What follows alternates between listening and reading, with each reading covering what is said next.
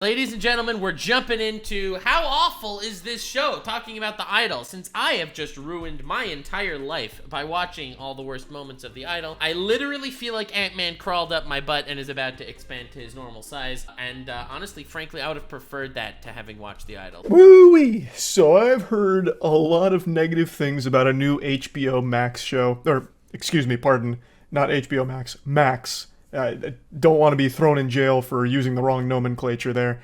I heard a lot of buzz about this new Max show called The Idol being a super stinker. The show's got like a 26% on Rotten Tomatoes and low scores across the board from pretty much anyone with eyeballs.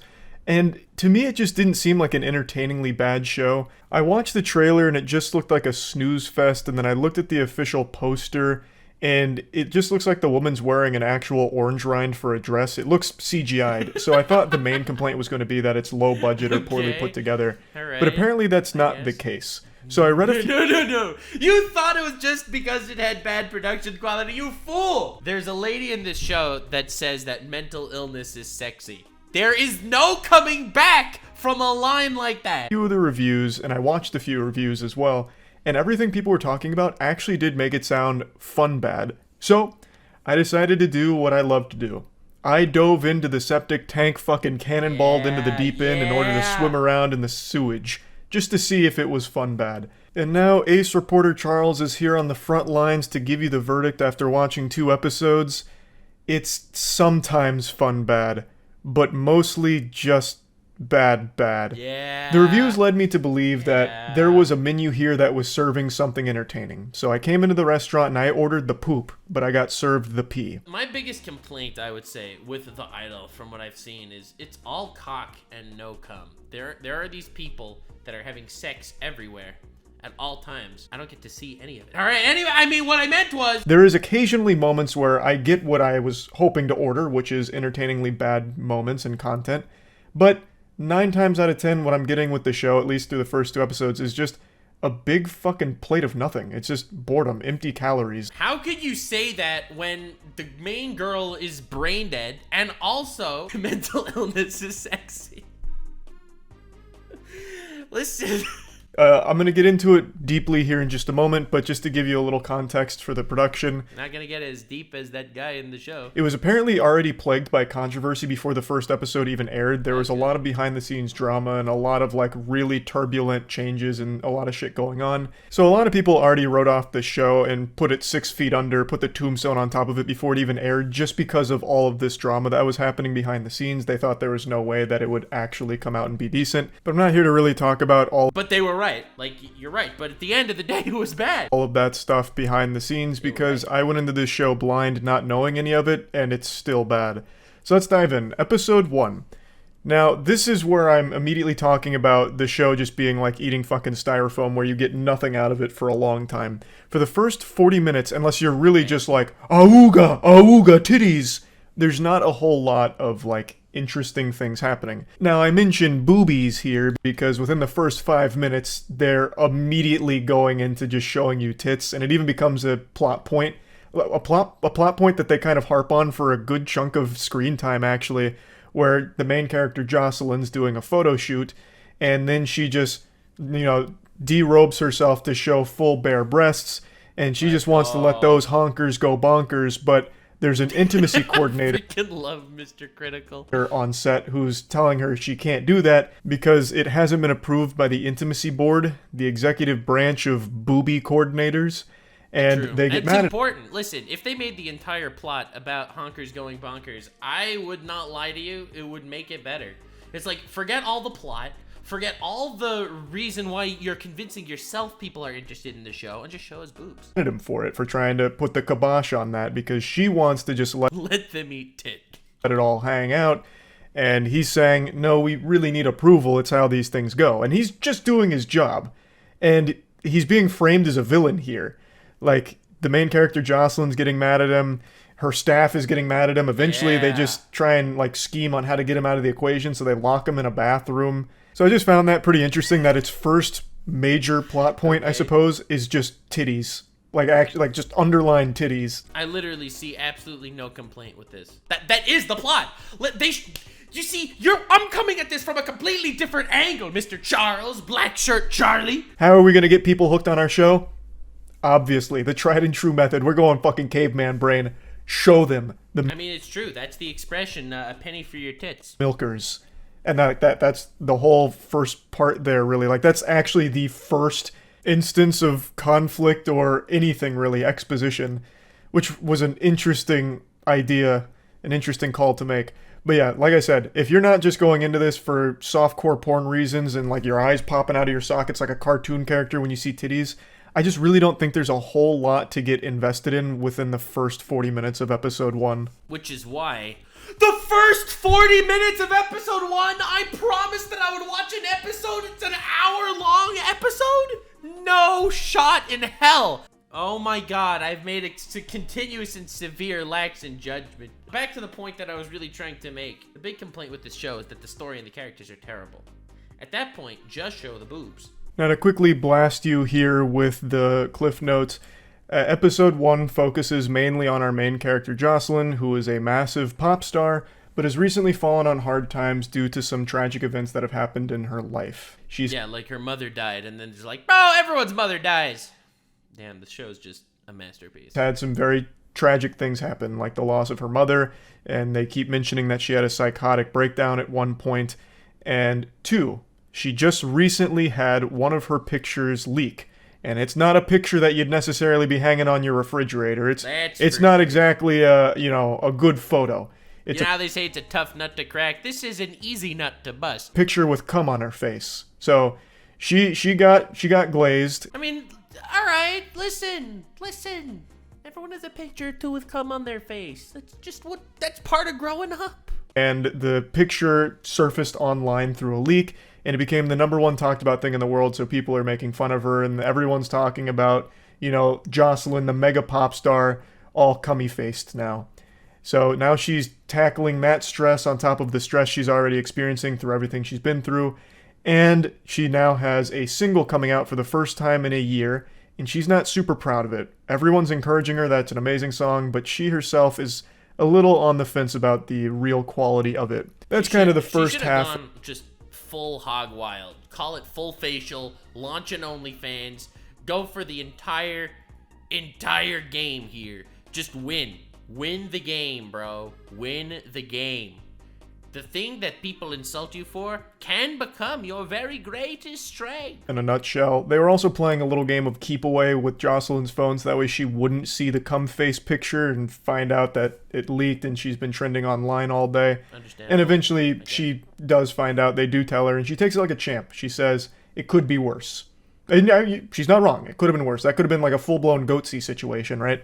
So she takes it on the chin, and then right after that decides that she wants to go to a club. So, her and her friends go to a club where she meets the Weeknd, Tedros. So, Tedros is the owner of the club. Oh, baby. And things go crazy from there. Now, it is funny, though, the whole, the facial thing, the whole cum on your face thing. It's like a whole e-girl trend at this point. Like, just posting pictures of them doing regular things in the world, except there's cum on their face. And they got, like, billions of likes. I'm telling you, I'm not the only one that's being sent down this For You page on Twitter, random hole. Ever since Elon Musk took over, there's just e-girls with freaking cum on their faces all over my freaking timeline. Dude, I'm telling you, you just open the page and it's like, oh, okay, it's the cum on her face girl. And it's like a whole thing. This is 75,000 likes and it's just she's just standing in the woods, fully clothed.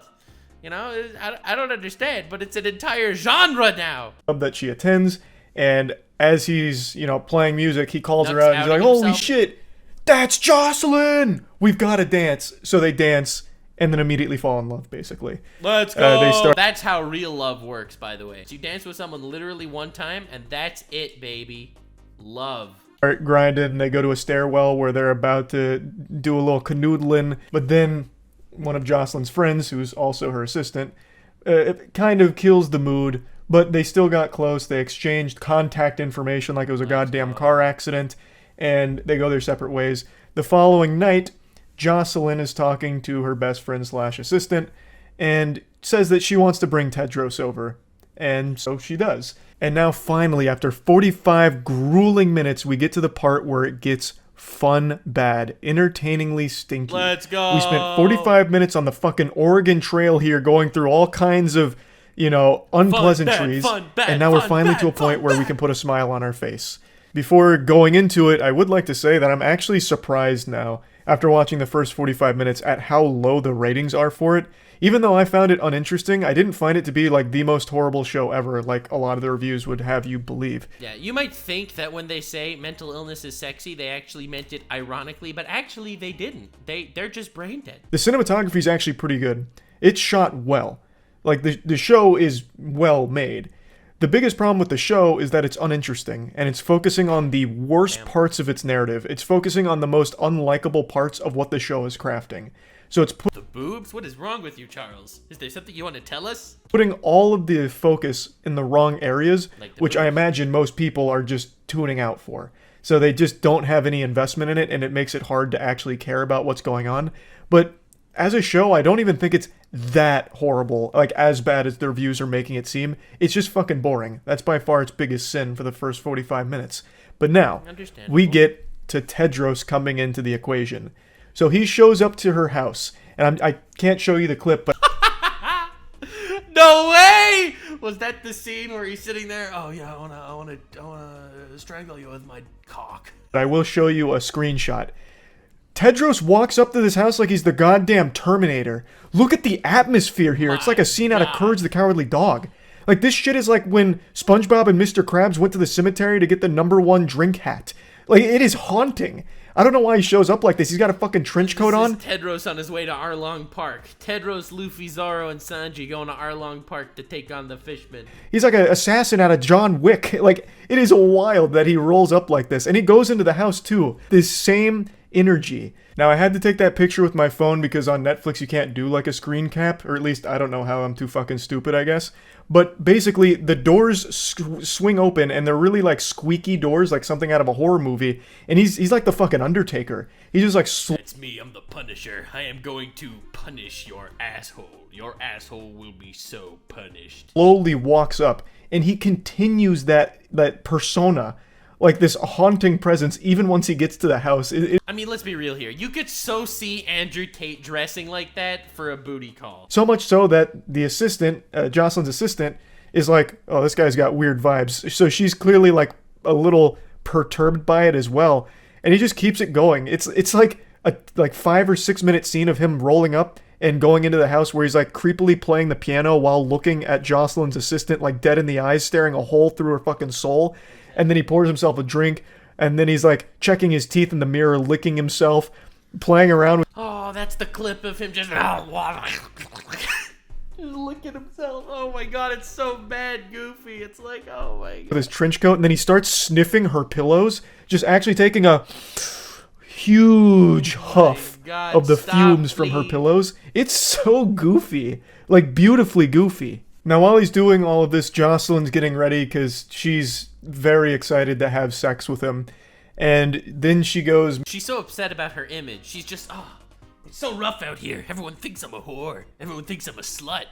Find some random guy in a bar and is just so excited to have sex with him. Well... Meets him and then wants to show Tedros her song. She wants an honest opinion and says that he's enough of an asshole to be honest with her. So, she plays the song for him. And he says he likes it, but he doesn't believe her. To which she's like, what do you mean? That doesn't make sense. What do you mean you don't believe me? He says he doesn't believe that she knows how to fuck. So we're getting very 50 Shades... Yeah!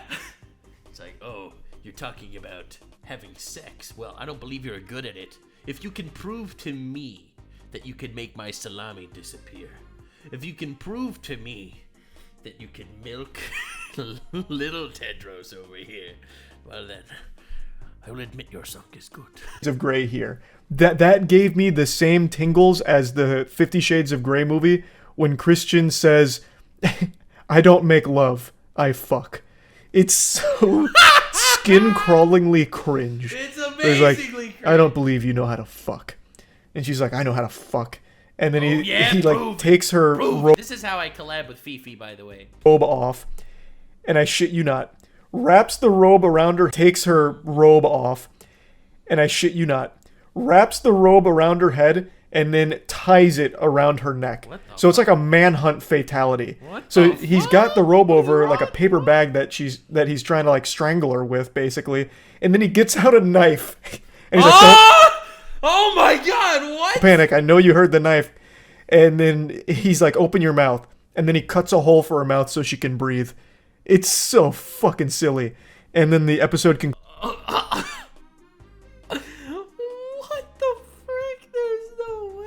concludes with, after cutting the hole in the mouth, he says, now you can sing.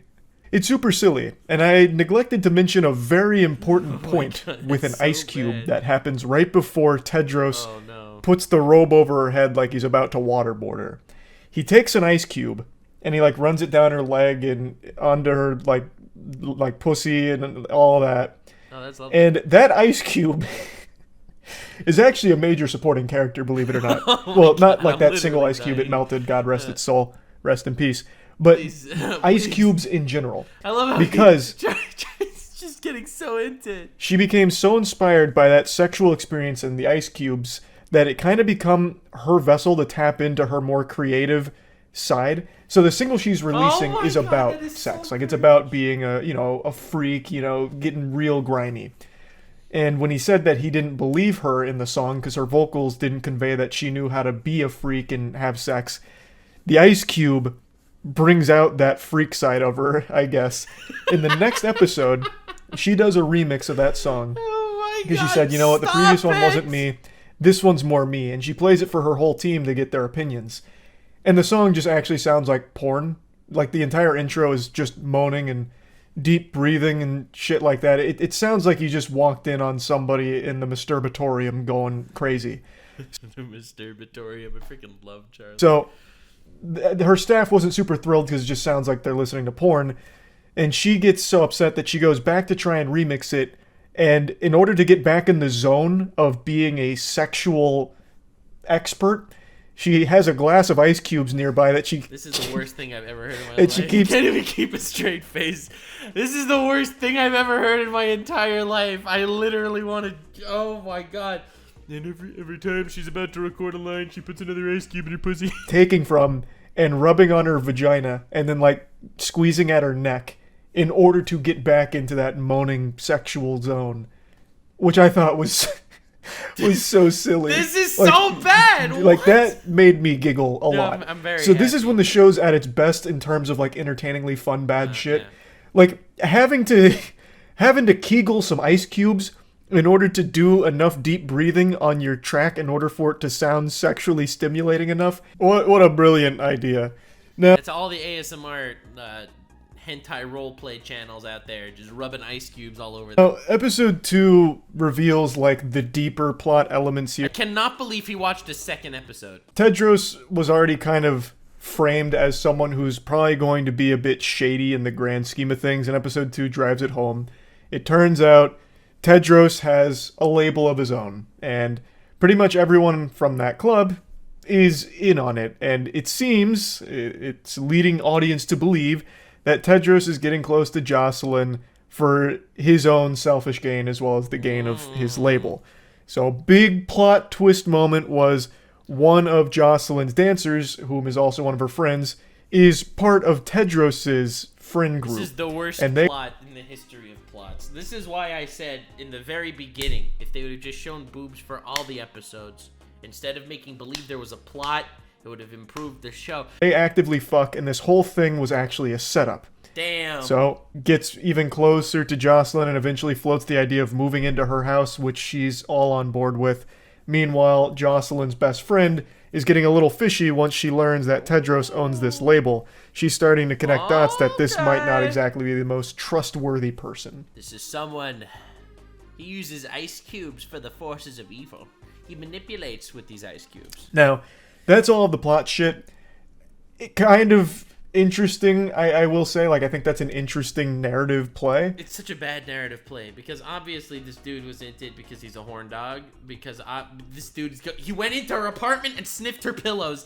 If he really was this manipulative genius trying to get her literally drunk on cock, that she'll love him, and now he'll have ownership of all of her songs and stuff and labels, then he wouldn't be out there in the mirror sniffing freaking pillows.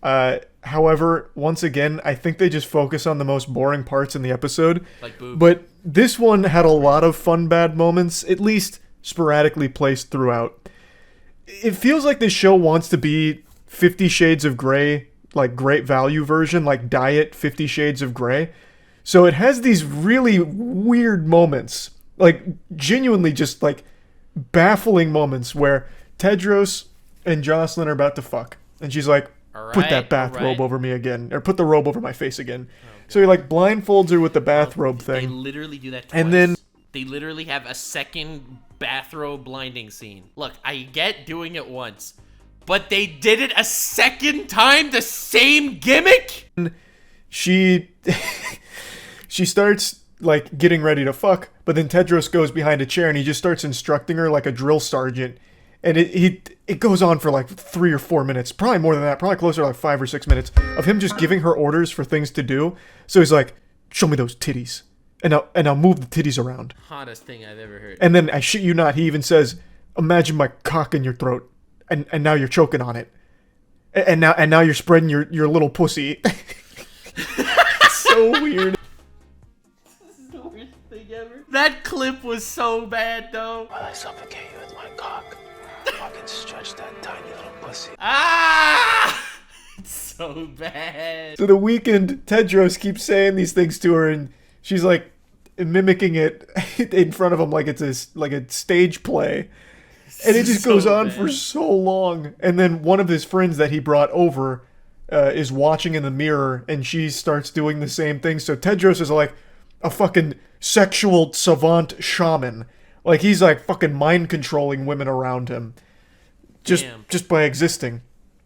So, yeah, that's some good, goofy, fun, bad shit. There's also a scene where like Tedros is instructing one of his friends how to fuck. So he has like a shock collar on his dick. God. And he's like, all right. Oh my god, what the frick is this show? Now you need to look like you're ready to fuck that girl. And he's like, no, not good enough. Shocks him. He's like, ah! Like, he's like, oh, okay, I'll get more into it. And he's like, no, not good enough. And then says, remember, you're not a human, you're a star. And then fucking shocks his wiener again. What the So the episode gets fucking crazy. Like, it's going hog wild here. But it's all on the stuff that I don't think most people would care about here. Like, the softcore porn elements of it. I guess it's not even really softcore porn. It's just, like, straight up porn where they don't show you most of it. That's the best type of porn. Actually, which is pretty much softcore. Yeah, it's just, like, all focused on, like, the sexual parts of it as opposed to... Who needs to see it? You gotta believe it.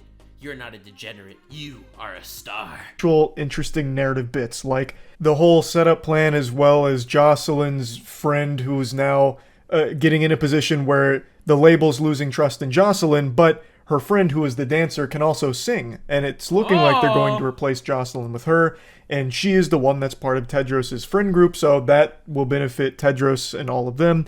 Like, there are interesting elements at play, but they don't actually get the spotlight. It's all on the make your titties bounce for me. Well, I would argue that is more interesting than the plot that they're trying to make believe happens. Yeah.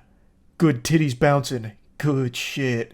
And then spanking her ass. And, like, jiggling her butt cheeks. That's how it is. Like, that's not very interesting. That's laughable. Whoa! Now, there is another section of this episode that I actually thought was very interesting. It's Jocelyn's music video. She's doing a music video for the song, and it's not going well, which is why they're about to replace her with her friend. She just keeps doing the choreography over and over and over again, forcing them to restart. They're many hours over time, way out of schedule, because Jocelyn needs it to be perfect. She's still overcome with grief over the loss of her mother. This is the first music video she's done without her mother being there. And she's breaking down, she's crying, and she's going over the moves so many times that her leg... But remember, guys, mental illness is sexy. Are getting bloody, so they have to keep like fixing that with makeup, and it's actually conveyed in a pretty interesting way. The cinematography is good. Like, it is actually good. And then eventually she gets the perfect take. Everything was like fantastic, exactly what she wanted, but the camera was out of focus. So she had to do it again, and she didn't get it perfectly the 50th time around.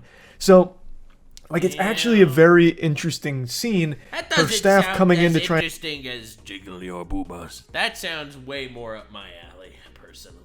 And lift her up. It's not working well. Her staff, you also start to wonder, do they even really care about Jocelyn, or are they just there because it benefits them? Like, all of that's actually... Of course they're there because it benefits them. It is literally their job. You think their producer cares about her? Producer doesn't care about her at all. Obviously, she's just a moneymaker for them. actually kind of interesting, but it is not what the show seems to want to focus on, which I think is such a fucking misfire, and probably why so many people don't actually like the show, because I don't think many people care to see softcore porn. Like, you just type boobies in on Google and you'll get a million fucking OnlyFans links, right? Like, you're probably not tuning into this to get porn. At least I don't think most people would be. But yeah, once again, the episode does end up being overwhelmingly boring for the most part and uninteresting, because again, it is focusing on like the worst parts of what the show's offering. But yeah. Oh, another thing. Oh. The characters feel really stiff a lot in this episode. Even Well, yes!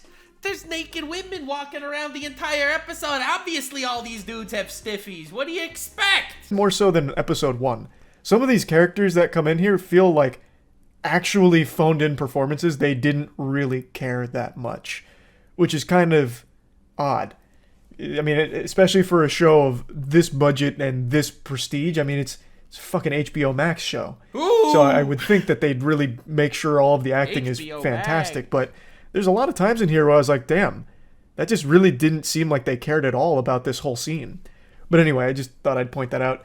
It's only 2 episodes. that Maybe it even really gets better. You know, it really finds its footing in episode 3. I couldn't tell you, but I just wanted to at least give you all an update since I did watch it. And overall, I do think it was a waste of time. Like, I don't think the fun bad moments outweighed the overwhelming boredom or disinterest I had in the show. Well, there we There's go. just very few fun, shitty moments that are sprinkled throughout the 2 episodes, and that just really wasn't worth it. So, yeah, that's really about it.